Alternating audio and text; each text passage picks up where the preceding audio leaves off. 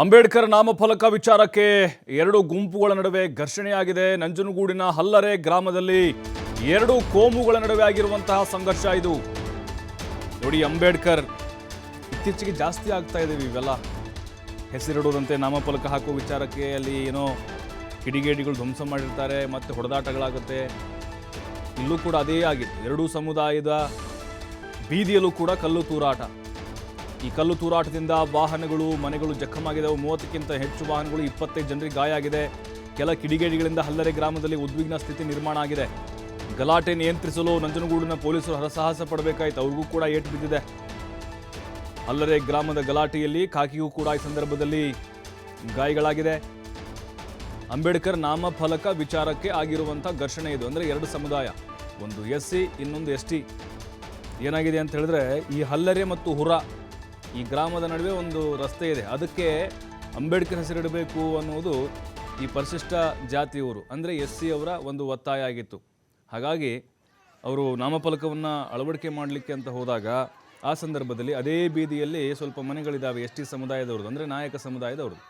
ಅವರು ವಿರೋಧ ಇದಕ್ಕೆ, ಬೇಡ ನಾಮಫಲಕವನ್ನು ಹಾಕೋದು ಬೇಡ, ಹೆಸರಿಡೋದು ಬೇಡ ಅಂತ.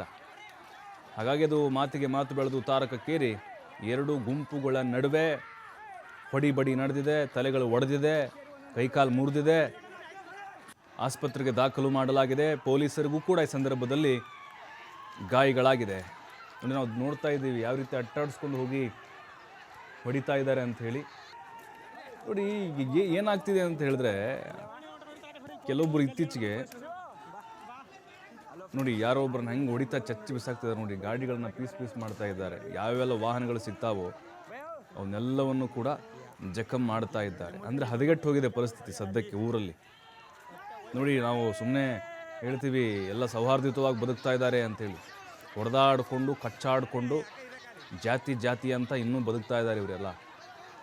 ಹಾಗಾಗಿ ಅಂಬೇಡ್ಕರ್ ಇತ್ತೀಚೆಗೆ ಏನಾಗಿದ್ದಾರೆ ಅಂತ ಹೇಳಿದ್ರೆ, ನೋಡಿ ಪೊಲೀಸರಿಗೂ ಕೂಡ ಗಾಯ ಆಗಿದೆ. ಅಲ್ಲಿ PSI ಅವರು ಹೋಗಿದ್ರು ಗಲಾಟೆ ಬಿಡಿಸ್ಲಿಕ್ಕೆ ಅಂತ, ಅವ್ರ ತಲೆಗೂ ಕಲ್ಲು ಹೊಡೆದಿದ್ದಾರೆ. ಈ ಅಂಬೇಡ್ಕರ್ ವಿಚಾರ ಅಂತ ಬಂದಾಗ ಕೆಲವರು ಗುತ್ತಿಗೆ ತೆಗೆದುಕೊಂಡಂಗೆ ಆಡ್ತಾರೆ. ಅಂದರೆ ಇವರೇ ತೆಗೆದುಕೊಂಡಿದ್ದಾರೆ, ಇವರಿಗೊಬ್ಬರಿಗೆ ಸೀಮಿತ ಅಂತ ಕೆಲವೊಬ್ಬರು ಆಡ್ತಾ ಇರ್ತಾರೆ. ಹಾಗಾಗಿ ನೋಡಿ, SC ST ಸಮುದಾಯಗಳಿಗೆ ಅಂಬೇಡ್ಕರ್ ಅವರು ಅಂತಂದರೆ ದೇವ್ರ ಸಮಾನ. ಅಂದರೆ ಓಕೆ, ಎಲ್ರಿಗೂ ಓಕೆ, ಸಂವಿಧಾನವನ್ನು ಬರೆದಿದ್ದಾರೆ, ಅವ್ರ ಗೌರವವನ್ನು ಕೊಡುವಂಥದ್ದು. ಆದರೆ ಇಲ್ಲಿ ಯಾಕೆ ಹಾಗಾಯ್ತು ಹಾಗಾದರೆ, ಅದೇ ಸಮುದಾಯ ಅಂಬೇಡ್ಕರ್ ಅವರ ನಾಮಫಲಕಕ್ಕೆ ವಿರೋಧವನ್ನು ಯಾಕೆ ವ್ಯಕ್ತಪಡಿಸ್ತು? ಬಟ್ ಇಂಥ ಕ್ಷುಲ್ಲಕ ಕಾರಣ, ದೊಡ್ಡ ಮ್ಯಾಟ್ರೇ ಅಲ್ಲ ಇದು. ಅಲ್ಲ, ಅಂಬೇಡ್ಕರ್ ನಾಮಫಲಕವನ್ನು ಹಾಕಿದರೆ ನಿಮಗೆ ಯಾಕೆ ಉರಿ? ಅಂಬೇಡ್ಕರ್ ಅವರು ರಚಿಸಿರುವಂಥ ಸಂವಿಧಾನದಲ್ಲಿ ನೀವು ಬದುಕ್ತಾ ಇಲ್ವಾ? ನಿಮ್ಮ ಸಮುದಾಯದವರು ಇಲ್ವಾ? ನಿಮ್ಮ ಸಮುದಾಯದವರು ಮೀಸಲಾತಿ ತೆಗೆದುಕೊಳ್ತಾ ಇಲ್ವಾ?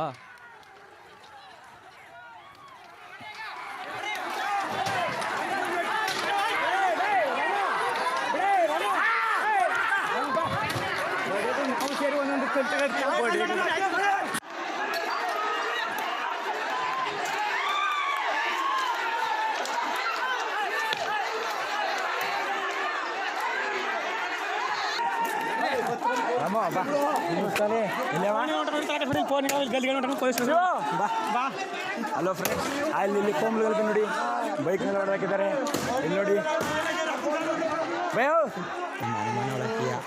ಮುಗ್ಗಿ, ಅಲ್ಲಿ ನೋಡಲಿ ಮುದುಕಿ ಬಂದು ಹೋಯ್ತಾಲಿ.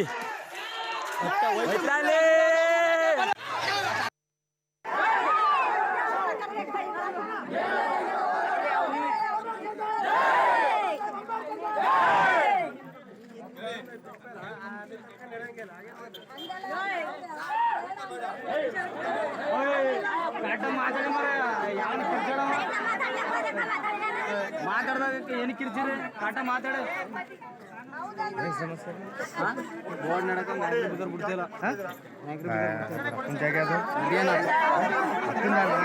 ಅದು ಅಯ್ಯಪ್ಪ ಕೈ ಮುಗಿತಿರ್ತಿದ್ದೆ ಸಾಕು.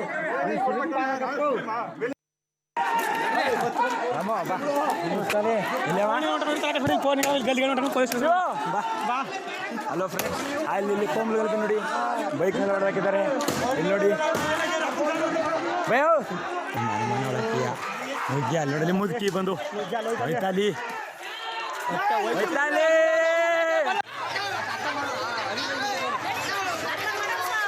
ಅದೇ ಯಾಕೆ ಇರಕಾಲಿ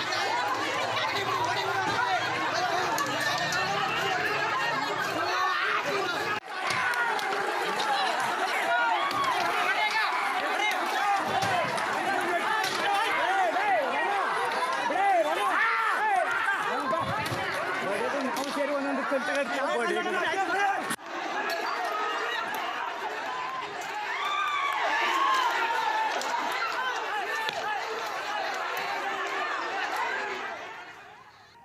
ಮತ್ತಷ್ಟು ಮಾಹಿತಿ ಕೊಡ್ತಾರೆ ನಮ್ಮ ಪ್ರತಿನಿಧಿ ಪುನೀತ್. ನೋಡ್ತಾ ಇದ್ದೀವಿ ಗ್ರಾಮದಲ್ಲಿ ಬಡಗೆ ಮಾರಕಾಸ್ತ್ರಗಳನ್ನು ಹಿಡ್ಕೊಂಡು ಯಾವ ರೀತಿ ಹೊಡೆದಾಡ್ತಿದ್ದಾರೆ ಅಂತ ಹೇಳಿ. ಅಂದರೆ ಸೌಹಾರ್ದಯುತವಾಗಿ ಬದುಕ್ತೀವಿ ಅಂತ ಹೇಳ್ತಾರೆ. ಈ ಜಾತಿಗಳ ಮಧ್ಯೆ ಸಂಘರ್ಷ ಅಲ್ಲ, ಎರಡೂ ಸಮುದಾಯಗಳು ಅಂಬೇಡ್ಕರ್ ಅವರ ಸಂವಿಧಾನದ ಅಡಿಯಲ್ಲಿ ಮೀಸಲಾತಿಯನ್ನು ಪಡೆದುಕೊಳ್ತಿದ್ದಾರೆ, ಸಾಕಷ್ಟು ಸೌಲಭ್ಯಗಳನ್ನು ಪಡೆದುಕೊಳ್ತಿದ್ದಾರೆ. ಯಾಕೆ ವಿರೋಧ ವ್ಯಕ್ತವಾಯ್ತು ಹಾಗಾದರೆ ಆ ಸಮುದಾಯದಲ್ಲಿ? ಪ್ರಭು, ಅಲ್ಲಿ ನಾವು ಮುಖ್ಯವಾಗಿ ಕಾಣುವಂಥದ್ದು ಎಷ್ಟರ ಮಟ್ಟಿಗೆ ಇವರಿಗೆ ಒಂದು ಜ್ಞಾನದ ಕೊರತೆ ಎಷ್ಟರ ಮಟ್ಟಿಗಿದೆ ಅನ್ನೋದು ಸ್ಪಷ್ಟವಾಗಿ ಅಲ್ಲಿ ಕಂಡು ಬರುತ್ತೆ. ಯಾಕೆಂತ ಹೇಳಿದ್ರೆ ಇಲ್ಲಿ ಇರ್ತಕ್ಕಂಥ ಎರಡೂ ಸಮುದಾಯಗಳ ನಡುವೆ ಕೇವಲ ಅಂಬೇಡ್ಕರ್ ಅವರ ಒಂದು ಭಾವಚಿತ್ರವನ್ನ ಅಂದ್ರೆ ಒಂದು ನಾಮಫಲಕವನ್ನ ಅಳವಡಿಸುವಂತಹ ವಿಚಾರಕ್ಕೆ ಸಂಬಂಧಪಟ್ಟಂತೆ ಈ ಒಂದು ಘರ್ಷಣೆ ಉಂಟಾಗಿರ್ತಕ್ಕಂಥದ್ದು. ಮುಖ್ಯವಾಗಿ ಅಲ್ಲಿ ಎಷ್ಟರ ಮಟ್ಟಿಗೆ ಅವರು ತಮ್ಮ ವ್ಯಾಪ್ತಿಯನ್ನು ಮೀರಿ ಹಲ್ಲೆ ಮಾಡ್ತಕ್ಕಂಥದ್ದು ಇರ್ಬೋದು, ಜೊತೆಗೆ ಮನೆಗಳ ಮುಂಭಾಗದಲ್ಲಿ ಇರ್ತಕ್ಕಂಥ ವಾಹನಗಳನ್ನ ಜಖಂಗೊಳಿಸ್ತಕ್ಕಂಥದ್ದು ಇರ್ಬೋದು. ಇದೆಲ್ಲವನ್ನು ಕೂಡ ಅವ್ರು ಮಾಡ್ತಾ ಇರ್ತಕ್ಕಂಥದ್ದನ್ನ ನಾವು ಗಮನಿಸಬಹುದು ದೃಶ್ಯಗಳಲ್ಲಿ.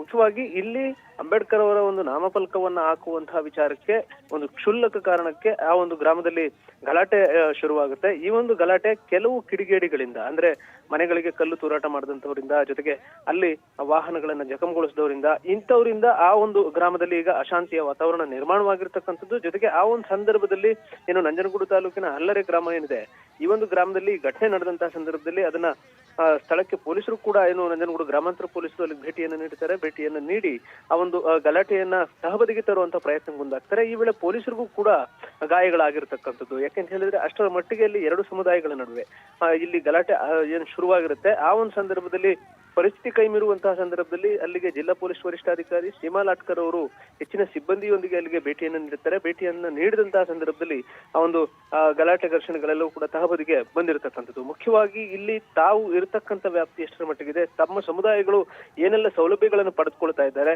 ಜೊತೆಗೆ ಸೌಹಾರ್ದಯುತವಾಗಿ ಬದುಕಬೇಕಾದಂತಹ ಹಳ್ಳಿಯ ಒಂದು ವಾತಾವರಣದಲ್ಲಿ ಕೆಲವರಿಂದ ಈ ತರದ ಒಂದು ಪರಿಸ್ಥಿತಿ ನಿರ್ಮಾಣವಾಗಿರ್ತಕ್ಕಂಥದ್ದು. ಹೀಗಾಗಿ ಇದೆಲ್ಲದಕ್ಕೂ ಕೂಡ ಕಡಿವಾಣ ಹಾಕುವಂತಹ ನಿಟ್ಟಿನಲ್ಲಿ, ಜೊತೆಗೆ ಪೊಲೀಸರ ಮೇಲೂ ಕೂಡ ಹಲ್ಲೆ ಮಾಡುವಂತಹ ಒಂದು ಹಂತಕ್ಕೆ ಈ ಒಂದು ಗ್ರಾಮದಲ್ಲಿ ಕೆಲವರು ಮುಂದಾಗಿರ್ತಕ್ಕಂಥದ್ದು ಈಗ ಆಕ್ರೋಶಕ್ಕೆ ಕಾರಣವಾಗಿರ್ತಕ್ಕಂಥದ್ದು. ಜೊತೆಗೆ ಅಂಬೇಡ್ಕರ್ ಅವರ ಒಂದು ನಾಮಫಲಕವನ್ನು ಅಳವಡಿಸಲಿಕ್ಕೆ ಬೇಕಾದಂತಹ ರೀತಿಯಲ್ಲಿ, ಅಂದ್ರೆ ಪೊಲೀಸರ ವ್ಯಾಪ್ತಿಯಲ್ಲಿ ಒಂದು ಪರ್ಮಿಷನ್ ತಗೊಳ್ತಕ್ಕಂಥದ್ದು ಇರಬಹುದು, ಜೊತೆಗೆ ಯಾವುದೇ ರೀತಿಯಾದಂತಹ ಗಲಾಟೆಗಳಾಗದೇ ಇರೋ ರೀತಿಯಲ್ಲಿ ಆ ಒಂದು ಗ್ರಾಮದಲ್ಲಿ ಹಿರಿಯರು ಕೂತು ಮಾತುಕತೆಯನ್ನು ನಡೆಸುವಂತ ಒಂದು ಕೆಲಸವನ್ನು ಕೂಡ ಮಾಡಿಲ್ಲ. ಏಕಾಏಕಿ ತಮ್ಮಿಷ್ಟದಂತೆ ನಡೆದುಕೊಳ್ಳುವಂತಹ ರೀತಿಯಲ್ಲಿ ಮುಂದಾಗಿದ್ದಾರೆ. ಈ ವೇಳೆ ಎರಡು ಸಮುದಾಯಗಳ ನಡುವೆ ಗಲಾಟೆ ಶುರುವಾಗಿದೆ. ಗಲಾಟೆ ಶುರುವಾದಂತಹ ಪುನೀತ್ ಈಗ ಅಂಬೇಡ್ಕರ್ ಅವರ ಸಂವಿಧಾನ ಅಥವಾ ಅಂಬೇಡ್ಕರ್ ಮೇಲಿನ ಗೌರವ ಅವ್ರು ಯಾವತ್ತೂ ಕೂಡ ಈ ರೀತಿ ಕಚ್ಚಾಡ್ಕೊಳ್ಬೇಡಿ ಅಂತ ಹೇಳಿರಲಿಲ್ಲ. ಆದರೆ ಈಗ ಈ ಸಮುದಾಯಗಳು ಏನಿದಾವೆ ಅಂಬೇಡ್ಕರ್ ಅವ್ರ ಹೆಸರಿನಲ್ಲಿ ಮಾಡ್ತಿರುವಂತಹ ಕೆಲಸ ಏನಿದೆ, ನಿಜಕ್ಕೂ ಅಪಮಾನ ಮಾಡ್ದಂಗೆ ಆಗಲ್ವಾ ಇವೆಲ್ಲ ಅಂತ? ಖಂಡಿತವಾಗಿ ಪ್ರಭು, ಯಾಕೆಂತ ಹೇಳಿದ್ರೆ ಇಲ್ಲಿ ಶಾಂತಿಯುತವಾಗಿ ಸೌಹಾರ್ದಯುತವಾಗಿ ಎಲ್ಲರೂ ಕೂಡ ಬದುಕಬೇಕು, ಸಮಾನತೆಯಿಂದ ಬದುಕಬೇಕು ಅನ್ನೋ ಒಂದು ದೃಷ್ಟಿಯಿಂದಲೇ ಅಂಬೇಡ್ಕರ್ ಅವರು ತಮ್ಮ ಕಾರ್ಯವನ್ನು ಮಾಡಿರ್ತಕ್ಕಂಥದ್ದು. ಆದ್ರೆ ಇದ್ಯಾವುದನ್ನು ಕೂಡ ಗಮನದಲ್ಲಿ ಇಟ್ಟುಕೊಳ್ಳದಂತಹ ಕಿಡಿಗೇಡಿಗಳಿಂದಾಗಿ ಗ್ರಾಮದಲ್ಲಿ, ಅದರಲ್ಲೂ ಕೂಡ ಹಳ್ಳಿಗಾಡುಗಳಲ್ಲಿ ಸಾಮಾನ್ಯವಾಗಿ ಜನ ಒಂದು ರೀತಿ ಶಾಂತಿಯುತವಾಗಿ ನಡೆದುಕೊಳ್ಳುವಂತ ರೀತಿಯಲ್ಲಿ ಇರ್ತಾರೆ. ಆದ್ರೆ ಕೆಲವು ಅಪ್ರಯೋಜಕ ಕಿಡಿಗೇಡಿಗಳೇನಿರ್ತಾರೆ, ಇವರು ಆ ಒಂದು ಗ್ರಾಮದಲ್ಲಿ ಅಶಾಂತಿಯ ವಾತಾವರಣವನ್ನ ನಿರ್ಮಾಣ ಮಾಡ್ತಕ್ಕಂಥ ಒಂದು ಕೆಲಸದಲ್ಲಿ ಇರ್ತಕ್ಕಂಥದ್ದು.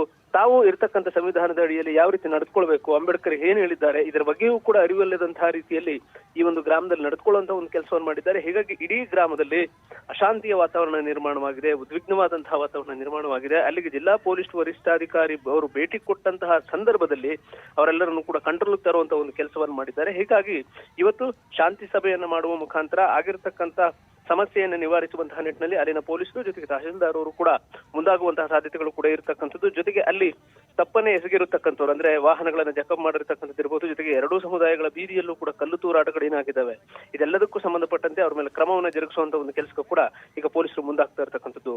ಪ್ರಭು, ಥ್ಯಾಂಕ್ ಯು ಪುನೀತ್ ಮಾಹಿತಿಗಾಗಿ. ನೋಡಿ, ಎರಡೂ ಸಮುದಾಯಗಳು ಅಂಬೇಡ್ಕರ್ ಅವರು ವಿಚಾರಕ್ಕೆ, ನಾಮಫಲಕ ವಿಚಾರ ಕಿತ್ತಾಡ್ಕೊಂಡಿದ್ದಾರೆ. ಅಂಬೇಡ್ಕರ್ ಹೇಳಿದ್ರ ಹೊಡೆದಾಡ್ಕೊಳ್ರಿ ನೀವು ನನ್ನ ವಿಚಾರಕ್ಕೋಸ್ಕರ ಅಂತ. ಶಾಂತಿ ಸೌಹಾರ್ದಯುತವಾಗಿ ಬದುಕು ಅಂತ ಹೇಳಿದವರು ಅವರು. ನೀವು ಅವ್ರ ಹೆಸರಿಗೆ ಮಸಿ ಬಳಿತಾ ಇದ್ದೀರಿ, ಅವ್ರ ಹೆಸರು ಮೇಲೆ ನೀವು ತಮ್ಮ ಬೇಳೆಯನ್ನು ಬೇಯಿಸ್ಕೊಳ್ತಾ ಇದ್ದೀರಿ ಅಷ್ಟೇ. ಅದು ಯಾವುದೇ ಸಮುದಾಯ ಆಗಿರ್ಬೋದು. ಅಲ್ಲ, ಹಳ್ಳಿ ವಾತಾವರಣ ಹದಗೆಡ್ತಾ ಇದೆ. ಒಂದು 3-4 ಜನ ಕಿಡಿಗೇಡಿಗಳು ಮಾಡುವಂಥ ಕೆಲಸ ಇರಲಿ, ಇಡೀ ಆ ಮನಸ್ಸುಗಳು ಹಾಳಾಗ್ತವೆ. ಒಬ್ರಿಗೊಬ್ರು ಮುಖ ನೋಡಲೇಬೇಕು. ಒಂದು ಊರು ಅಂತಂದರೆ ಎಲ್ಲ ಒಂದು ಕುಟುಂಬ ಇದ್ದಂಗೆ. ಈಗ ನೋಡಿ, ಎಲ್ಲ ತಲೆಗಿಲೆ ಓಡ್ಕೊಂಡು ಮತ್ತೆ ಅವರು ನೆಮ್ಮದಿಯಾಗಿ ಇರೋಕ್ಕಾಗತ್ತಾ? ಮತ್ತೆ ಟಾರ್ಗೆಟ್ ಮಾಡ್ತಾರೆ, ಮತ್ತೆ ಜಗಳ ಆಗುತ್ತೆ, ಏನೋ ಒಂದಾಗುತ್ತೆ. ಹಾಗಾಗಿ ನೀವು ಯಾವಾಗ ಜ್ಞಾನವಂತರಾಗ್ತೀರಿ, ನೀವು ಯಾವಾಗ ಇದರ ಬಗ್ಗೆ ತಿಳಿದುಕೊಳ್ತೀರಿ, ಇದೆಲ್ಲದರ ಬಗ್ಗೆ ನಿಮಗೆ ಅರಿವಿದ್ದಿದ್ರೆ ಖಂಡಿತವಾಗ್ಲೂ ನೀವು ಹೊಡೆದಾಡ್ಕೊಳ್ತಿರ್ಲಿಲ್ಲ. ನಾಮಫಲಕ ಹಾಕಿದರೆ ಏನಾಗ್ತಾ ಇತ್ತು, ಅಥವಾ ಹಾಕದೇ ಇದ್ದಿದ್ರೆ ಏನಾಗ್ತಾ ಇತ್ತು, ಎಲ್ಲ ಆಯಾಮಗಳಲ್ಲೂ ಕೂಡ ನೀವು ಆಲೋಚನೆ ಮಾಡಬೇಕಾಗಿತ್ತು. ಶಾಂತಿ ಸಭೆ ಮಾಡಿ ಆದಷ್ಟು ಬೇಗ ಈ ಸಂಘರ್ಷಕ್ಕೆ ತಿಲಾಂಜಲಿ ಇಡಬೇಕು.